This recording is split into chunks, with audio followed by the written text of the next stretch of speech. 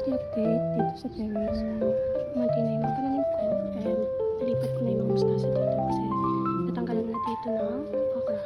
Dito naman yung natanggalan yung pikon. So nilipat ko sila dito para mas lumaki. And yung okra ko is apat na lang. Tapos here, nilipat ko yung mga pechay para lumaki din sila. Pinatanggalan ko din siya ng okra. Ayan. So, update sa talong ko. Alam ko lumaki ba siya or what. Pero yung mga kangkong ko, natabasan ko siya kasi ginamit ko siya noong nagluto ko ng chocolate. Hello guys, here's the update. Next day nung in-upload ko na mini garden vlog.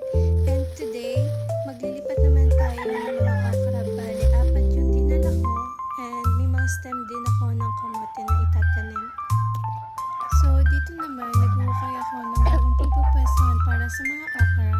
And as I expected, matigas pa rin talaga yung lupa since di pa nag-uulan ng ganun kalakas. Matigas pa rin talaga yung init.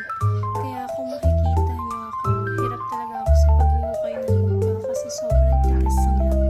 Kaya naka-fast forward din tong part na to kasi medyo matagal talaga bago matapos. Pero ayan, nalipat na nga natin yung isang puno ng okra. Update lang dito sa mga okra na itinanim ko. The next day, nung pinuntahan ko sila para diligan, may 3 puno na nalanta dahil na rin sa tirik ng araw at nalimutan kong gawan sila ng silong pagtapos ko ilipat.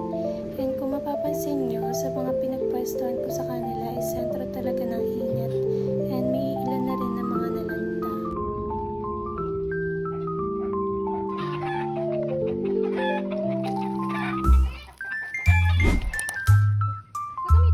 So, sa part na ito, kamote naman yung itatanim ko and hindi ko talaga alam yung proper way